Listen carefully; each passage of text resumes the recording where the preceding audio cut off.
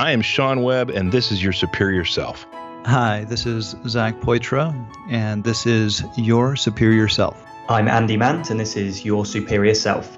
Hi, this is Sue Jackson, and this is Your Superior Self.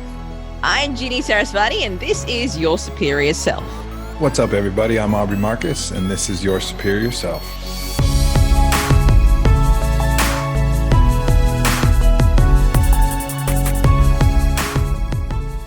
What is up, Superior Nation? Welcome back to another episode of Your Superior Self. I'm Trey Downs, and I have an incredible interview for you today.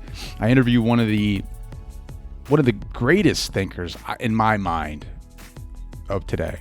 I put him up there, right up there with Einstein. I mean, he has a serious resume. Just listen to this, all right? So Ervin Laszlo is a philosopher and a systems scientist. He was nominated twice for the Nobel Peace Prize, and he's published more than 75 books and over 400 articles. He is the founder and president of the international think tank, the Club of Budapest, and of the prestigious Laszlo Institute of New Paradigm Research. And he is the winner of the 2017 Luxembourg Peace Prize. And he's been cited as one of the top 100 most spiritually influential living people in the world by Watkins Mind Body and Spirit magazine. It was funny. My wife asked me after the interview, how did it go? Because she knows how excited I was to have a conversation with Mr. Laszlo. And I laughed. I was like, it's like having a conversation, right? Like, I feel like for him, his take on the conversation was like he was having a conversation with a toddler. I mean, he's just so far more advanced than I am. He's like on a whole different level, which is what you're supposed to be when you dedicate your life to this type of research and spirituality. Like, I mean, of course, we're always raising the bar and we're always learning more and we're always growing, right? But he's at that part in his life where he has a lot of knowledge, and he's written all these books to help spread that knowledge. And I'm sitting there thinking to myself, like, as I'm having a conversation with him, like, he's one of the greatest minds that I will probably ever have a conversation with. And it's exciting for me. I mean, he just has a different viewpoint on things, and he's lived a long and a very interesting life, and we talk about that in the conversation. And here's a little sneak peek of that. We can reconnect by becoming again what we were and what we need to be. What is artificial is the world, the synthetic world, the artificial world that we have created and think that is the real world. We are surrounding ourselves in a highly synthetic environment, doing myriad impulses and influxes, inputs into that environment that changes. Just the latest one is this G5 system. That's just, if it's put up worldwide in a network, it has health consequences, negative health consequences, and this has been tested. Anyway, but the desire to make money, to be quicker and faster and be more powerful is so strong that these consequences are disregarded. But to be a part of that, to be able to connect with that just for like a half hour, it was very moving for me. It was very powerful because I don't get to have these types of conversations every day. And it was tough for me because he's so like I said, he's very advanced. He's if you think about life as in rings, and every part of your life you try to advance to the next outer ring, and that's your advancement. Like he's freaking 100 rings past where I am at currently. But it was just very inspiring for me to hear his take and read some of his papers and really try to connect and try to understand what he's talking about. For some people, I would say to research some of his earlier articles and get a sense of his thought process and his philosophies before reading his newest book that's going to be coming out here soon. Reconnecting to the Source is a great book because it has guest speakers in it, or guest writers, I should say. Like Jane Goodall's in it, Jean Houston, Barbara Marks Hubbard, his son Christopher Laszlo's in it, James O'Day, Dean Radin, Gary Schwartz. I mean, so many great minds. Lawrence Bloom. They are all contributors to this book and talk about their life journeys and how they realized that they needed to connect to the inner source and how it changed their mind, how it changed and transformed their lives. Great book. Deepak Chopra makes a foreword in it, and it's very inspirational. I highly suggest that you read it. But this interview was very moving and very inspirational for me to hear his take on it and connect with him and try to get up on his level. But that's the point of life, right? To continuously grow and continuously experience new things and to want to know more, to gain more knowledge, and to one day be able to view the world that people like Ervin views it. And it's very exciting. I mean, it's just fun to think about, all of the where we're going to go, how we perceive the future, or how, I don't know. I'm still trying to live in the moment, and I'm thinking about the future. But for sure, definitely pick this book up, Reconnecting to the Source. Before we get into the interview, I just want to say, check out yoursuperiorself.com. Leave me a message. Let me know how your transformation is going, whether that be spiritual, health-wise. What are you doing to better yourself? What are you doing to try to be the best version of yourself? Just got done running a 4-miler today. I'm doing a 100-mile challenge for the month of July. I'm at miles, 88 for the month. I've never ran 100 miles in 1 month. I am definitely pushing myself because I have to run every day now. And it's something I had to take care of my body. I didn't really do that before. I think the most I've ever ran in a month was 75. But now I have to really take care of my body as far as not overdoing it and stopping when I set a goal for myself, whether it be 3 or 4 miles a day or 5 or 6. I have to stop when I hit that mark, no matter where I'm at, and walk back to wherever I started and stretch and foam roll. And it's just, I feel so mentally clear and great and energetic. And I highly suggest that you do something like that. It doesn't have to be 100 miles. Maybe it's 20. Diet-wise, I need to get back into my diet. For some reason, I received a book today in the mail. It's called Fast, Feast, and Repeat by Jen Stevens. And I don't even know where this came from. Thank you, though. I think it's St. Martin's Press. Thank you guys for sending that to me. I need to get back on top of that. Some intermittent fasting is something that I was into, and I could definitely see results in my energy and in my gut health, and I need to get back on top of that. But let me know how you guys are doing. How are you going to transform? Is it read more books? Is it write? Is it journal? Is it meditate? I have so many interesting guests coming up that I'm really excited about this spiritual pursuit this show is going, and I'm excited for you to listen, and I'm really interested in hearing your growth and hearing what your opinions are about where you're at and what you want to try to achieve. So you can do that, yoursuperiorself.com. You can follow me on all social media. You can check me out on Instagram at tdowns80 or Twitter at downstray.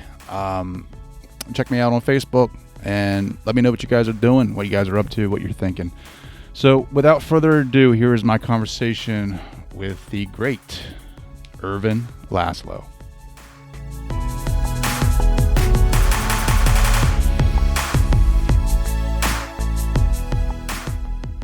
I'm Ervin Laszlo, and this is Your Superior Self. Mr. Laszlo, I want to say thank you so much for joining the show. I know you're a busy guy, and to have you on the show is an honor. It's nice to be here and talk to you and see how we can get to understand this phenomenon, which could be our salvation, actually, this deeper spirituality that we all have inside us. Now, can you kind of touch on that? What do you mean our salvation, as far as how can we become aware to that? Well, we need to find a way. We need the GPS, a cosmic GPS in a way, and it doesn't come from the outside, it comes from inside. And that means that we have a deeper spiritual level, a subconscious level, which can get through to our consciousness. And that subconscious level gives us that orientation that we need to find our way.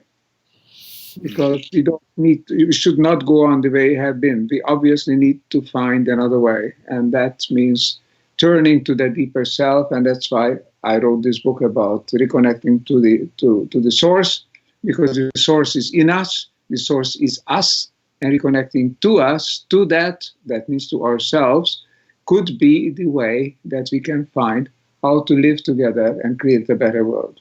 Mm. Yeah, I really like the book. It's called Reconnecting to the Source, and you have different contributors in the book with their experiences with spirituality and the divine being.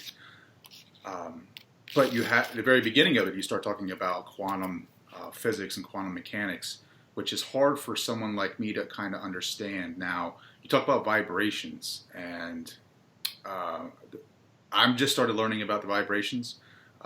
There was something, an article or an experiment or something scientific that was published in Japan about microtubules. And I learned about the microtubules on the neurons in our brains, that there is actually evidence that they kind of somehow operate with the quantum vibrations. So that might be where consciousness derives from. And so that would mean that consciousness is all around us. Now, with that thought, like, is that kind of right? Is that wrong? Or what is your belief on that? Well, the main conclusion is right. There are many theories. The one with the microtubules is one of them. It's a very promising theory. It actually started out with Roger Penrose and Stuart Hameroff, one in England and the other one in the US. And this is also now pursued in Japan and elsewhere. So it's a good thing that they do that. The conclusion is what counts. The conclusion is that indeed consciousness is not something uniquely what our brain produces as a kind of a side effect, a kind of a consequence of the neurons firing in complex sequences. Consciousness is something that we transmit. That means that consciousness exists. Consciousness is just as much real in nature as energy is. And I think this quantum physics helps you to understand that ultimately the face of reality is not little bits of matter running about according to mechanistic laws, but it's an interconnected, interacting system which runs on information and on shared information. So it's like a universal information system in which all elements are connected so that whatever does any one of them is transmitted to all the others and vice versa. So that's the basic principle. And then how this runs is on different frequencies of vibration, but then we are getting into details. Mm. So the interconnectedness, the connectedness that everyone is connected to, I mean, that's the idea I'm starting to learn more about with my spirituality and kind of understanding where I just want to understand what the source is. Like, you know, has any of your studies like kind of pointed you in that direction? Yes, the conclusion I derive for all my studies is finally this, that the information which governs this non-random world, because let me just put in parentheses here, this world was thought to be, by mainstream science, the result of random interactions, just one random interaction leading to another, and somehow this world pops out at the end. It turns out to be, in the last few years, it turned out that this is not the case. You could not have this kind of complex world and coherent world coming about in the time since the Big Bang, when it was thought that this whole universal process has started. It could not be. So this is a non-random world which runs on information that is already given. Now the question is, what is this information and how can we access it? Basically. So that's the conclusion, that's the starting point. And from here on, of course, You can go to other theories, we can go to other understandings, and we can talk about that as well if you like. Sure. I think my understanding is just I have this curiosity, right? Like I am just becoming awakened to it. Like, did you find yourself like becoming, as you were growing up and as you were developing as a human being, like this consciousness becoming like awareness, like growing inside of yourself? Well, that is a consequence of my studies of reality, of science. But it's also a result of my experience. I've had a childhood experience, which was a fairly unique experience because I was a piano prodigy.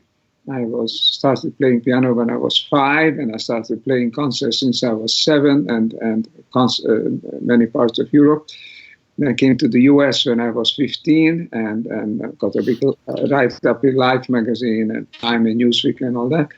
And then started a career in music. And that career in music involved having this, what sometimes is called an aesthetic experience, the experience of deep aesthetic enjoyment.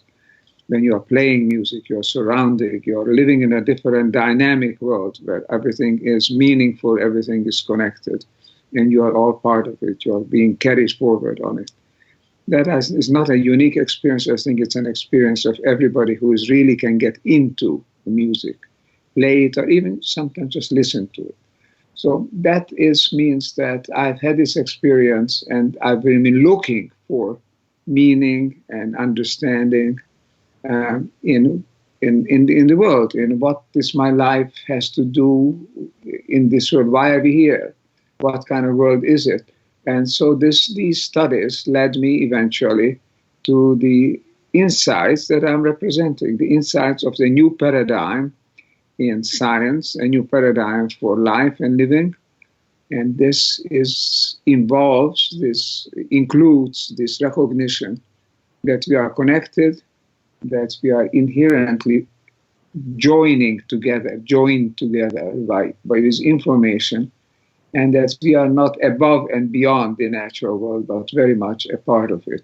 And our consciousness can reflect whatever motivation, what the French philosophers used to call élan vital, the vital movement, is moving, is driving the universe, is also in us. Yeah, I've heard that. I'm a big fan of Paul Selig, and I'm not sure if you're aware of what his work is. He's a channeler, and he channels from the guides, and they talk about the divine that is inside of us, that power, that source, and yes, that we have forgotten that, and we have basically become,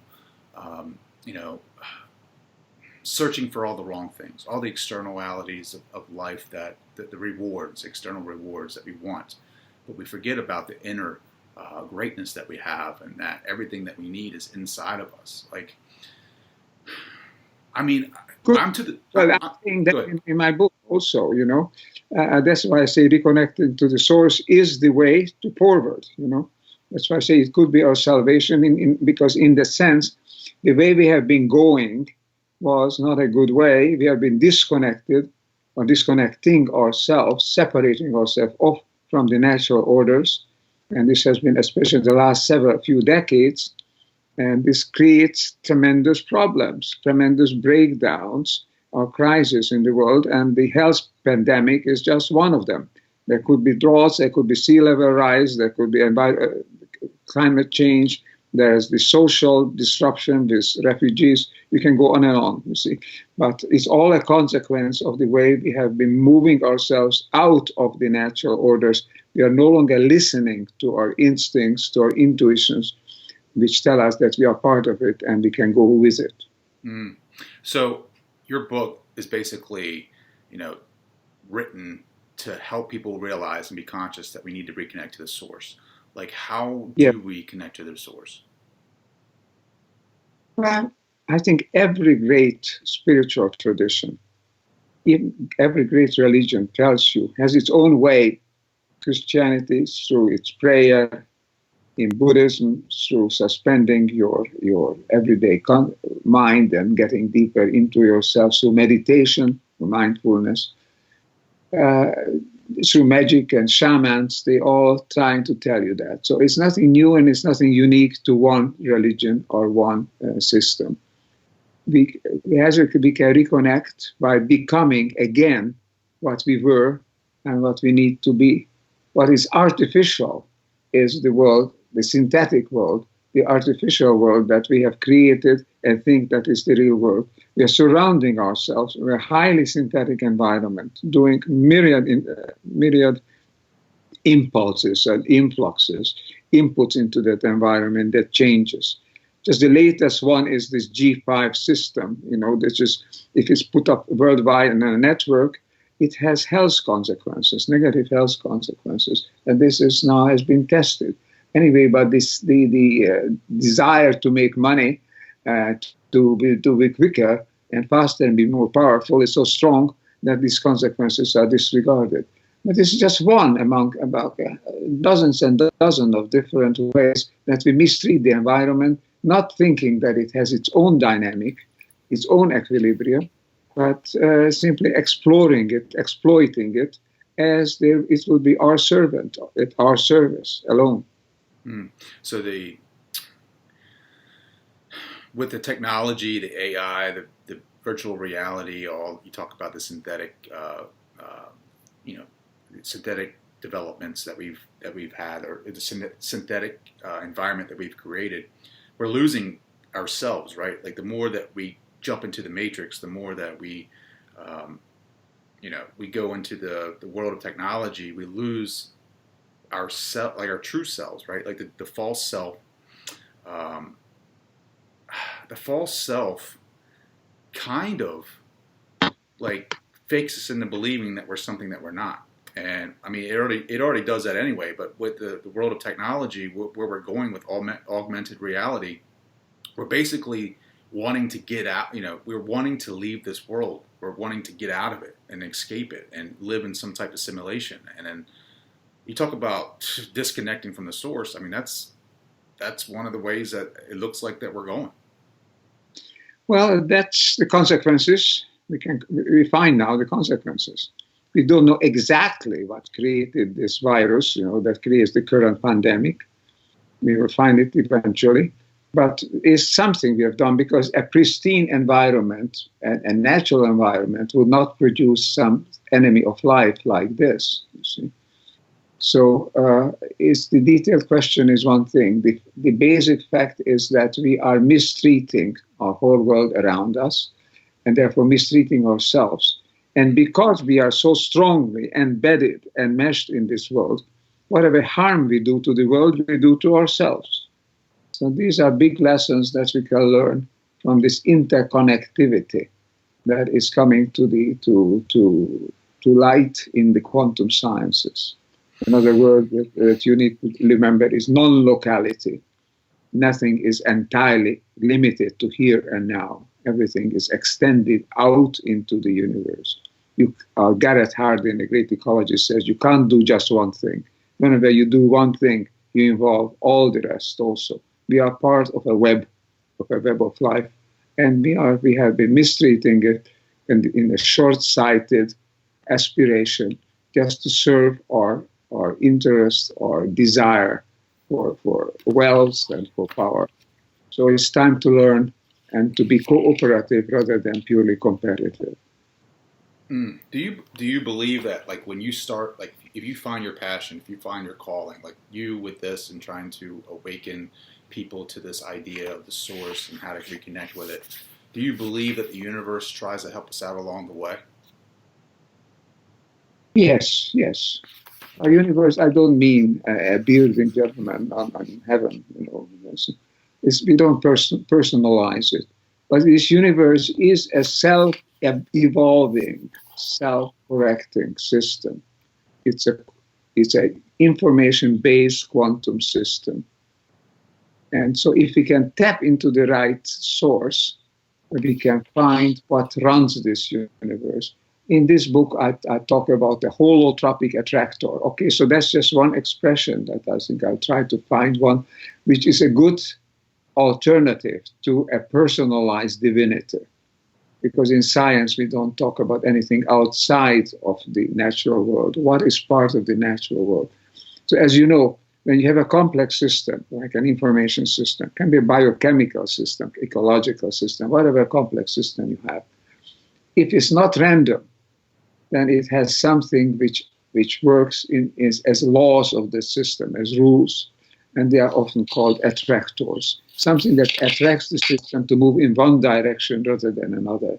There is something in the universe system that pulls it, that attracts it, impels it in a direction toward integration, toward creation, higher level of consistency and coherence, toward more things being brought together. Actually, it's a very, very harmonious, very poetic system. It could not exist otherwise. We could not exist unless if it was otherwise. But we are forgetting it, and it's time to remember it and to act and pick that up and become a positive part of this great trend of evolution which is unfolding all around us. And you talk a lot about the energy that we have in the, I guess the quantum field. So how do we, so what are some of the daily habits that you have that kind of reconnect to that source, that energy? Well, in this book, I can say that, there's over 200 pages. We can somehow page through it and you'll find it. I can't say it in 1 minute.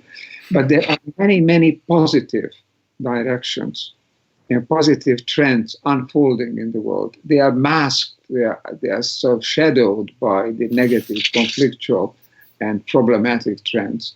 But we are developing in education, in the environmental sciences, in art, even in the high technology, we are developing an understanding of how to work with each other and not against each other.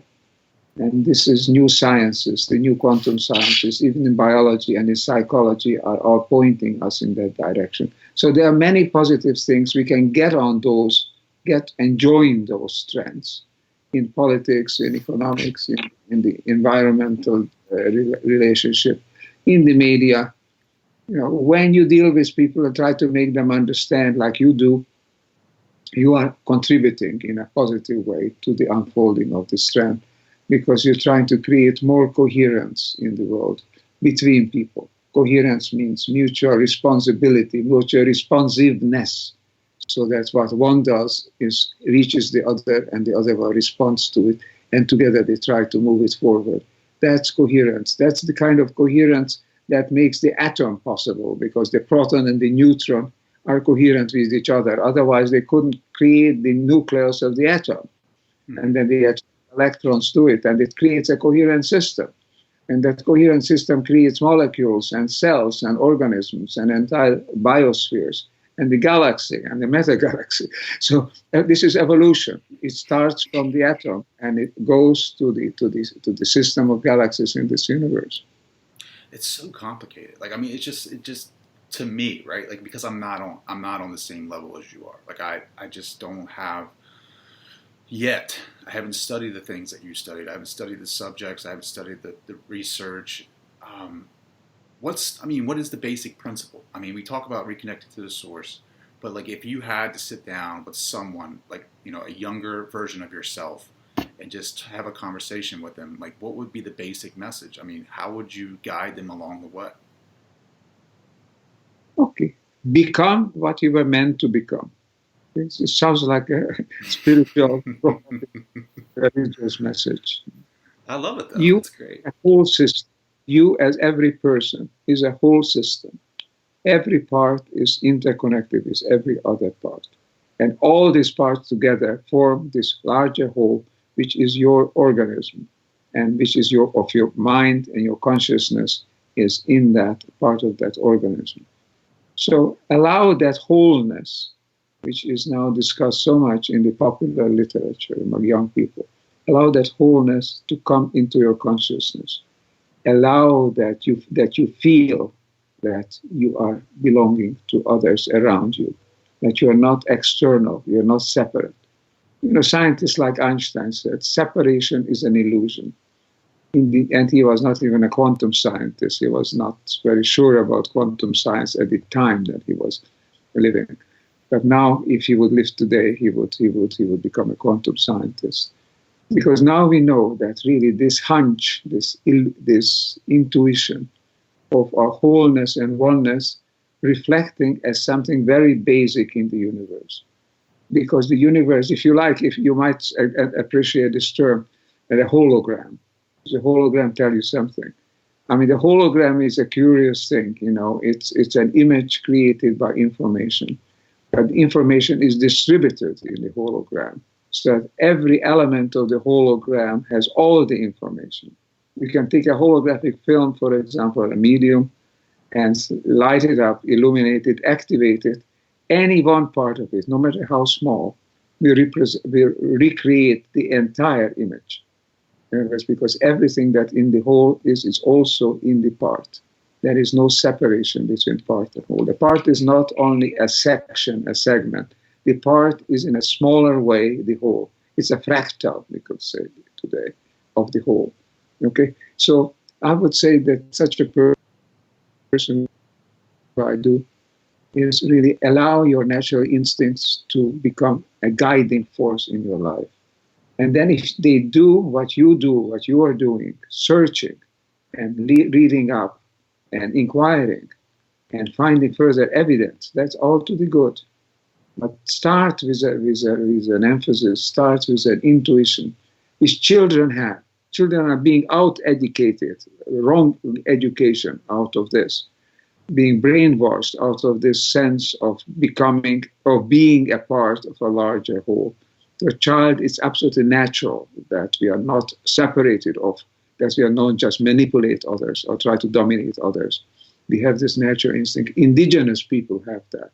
Practically all indigenous civilizations, they survive for thousands of years because they live accordingly. We are going out on a tangent which will not take very long before it makes us collapse, makes the system collapse, because we cannot substitute an artificial order to this natural order of connection. Competition and chance interactions will never create the world in which we live. This world is created by interaction, by communication, by a sense of coherence with one another. My mind just exploded. So I'm just sitting here loving every bit of what you're saying. And probably one day I'll understand all of that. But it's like I am just grateful that I get to talk to probably one of the most influential philosophers of my time. And to have you on my show, it's amazing. But well, it's wonderful. I'm glad to be here and to work with you, because we need now to understand not the details. We don't need, unless you want to become a professional, a scientist, or a technician. We don't need all the details. We need the basic concept. We have lost that way. We have lost our way. We have to recover the way. And I'm trying to do that in this new book, Reconnecting to the Source. By the way, I'm writing just now, just almost finishing a new manuscript, which is to be published in the fall, which follows this up, which takes this age-old notion, which may be familiar to you also, of the Akashic field. The Akashic field is a field where all things are connected, where all things are remembered, they're all memorized. Akashic field is a field of connection and memory and collaboration and coherence. If you can take these laws, and I try to spell out these laws of that field, if we can live accordingly, then if we live in an Akashic universe, then we live in a better universe, then we live in a cooperative, in a flourishing universe, not in a mechanistic, competitive, and conflict-prone universe. I love it. Before I let you go, what, out of all your books, you have like 50-some books, like which book? 101 by now. Well, there you go. Which one should I start out with, like seriously, as far as introductory to your work? Well, I mean, this is good. Reconnecting to the Source is a good book. If you want to get deeper into the one aspect of it, another aspect, within the last 2 years, I've written several other books. One of them is called What is Consciousness? Other one is called What is Reality? And the third one is called Science and the Akashic Field. So you can pick up any of these. What is Consciousness is easier read what is reality is a rather complex, harder going. Science and the Akashic Field is an easy read. A lot of people have read it. But I think start with reconnecting to the source, and in a few months' time, I will have for you available Dancing with the Akashic Field. That's going to be the next one. Oh, that's awesome. I cannot wait for that. I saw on Facebook not too long ago, Richard Saul Wurman, who's the original creator of TED, he posted some article that they had found original letters from Einstein to his daughter, and he was talking about love being the energy that connects everyone, right? And I don't know if you heard that or not. Like, No, but I'm not surprised. Einstein is terribly intuitive. He said it himself that intuition is even more important than reason. And he comes across, because all of the people that I have asked, almost 24 people, independently of one another, they didn't know about the others. And just asked them to write down their own life-transforming experiences and the consequences, the result of these, what they changed in their life, what they took away from these experiences. One is this four-letter word, love. It's an unconditional, not loving something for the benefits we can get, but just instinctively and naturally understanding that it's not something separate from us. If we love ourselves, we love our world. If we love ourselves, we love our world. I think more people need to hear that. The world, you see. What do you want your legacy to be when it's all said and done? Yeah, there is a term, I'm helping a little bit this turnaround, which is underway. This new paradigm, this transformation, providing some fuel for it, some sense of reality to it. That yes, indeed, we can become a flourishing species. We can become a sane contributor to life on this planet. And we don't have to separate ourselves off, and we don't have to subjugate or dominate nature or other people. We can be part of it. This is an age-old message that the great philosophers, the great prophets, and also the great scientists have been saying all along. So I'm saying it, and I hope that I provide a little push, a little impetus for people to say, yes, indeed, I'd like to reconnect to the source. I love it. How can people find more information about you? Well, there is my name, if you have my name, ervinlaszlo.com, thelaszloinstitute.com. And then, of course, you look up my individual books, like the Laszlo Reconnect to the Source, under the publisher, which is St. Martin's Press, or look it up on Amazon. I just put my name on Google, and you'll find a lot of it. It's fine. I see a lot of spiritual items behind you, as far as, I think it's spiritual, some of the stuff behind you. Do you identify with any type of religion? No. No? You just kind of do your own thing? It's the founders of the religions. Oh. And I identify with the great spirit that gave rise to religion. The problem with religion is that the problem with religion is that it takes the letter of the founders and not the spirit. It uses what the founders tried to commit in such a way that they could communicate it and take that as a kind of a prescription. And that's dry, that's empty. What is living is the spirit of the founders, the great religious founders, whether it was a Jesus Christ, a Mohammed, a Tao, a Buddha, whatever, a great spirit of the Indians, etc.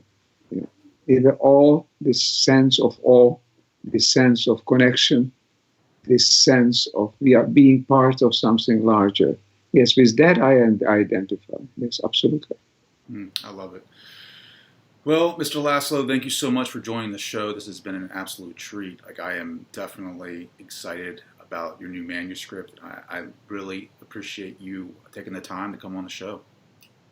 Well, I enjoy talking about it. I think it's now becoming my mission in a way to try to say that, yes, we can change, we can transform, and it's in us. We can do it. You can do it. I can do it. So let's do it. I love it. Thank you so much. I want to say thank you to Mr. Laszlo for coming on the show. Thank you guys for downloading. Please, if you could, take the time to leave a rating and a review. It helps me scale the podcast and get it to those who may need it the most. I hope you guys enjoy your week. Keep getting after it. And please do not ever quit on your dreams. It's going to take a lot of work. And Kara says, do not give up. So, all right, guys, have a great week, and I will talk to you later.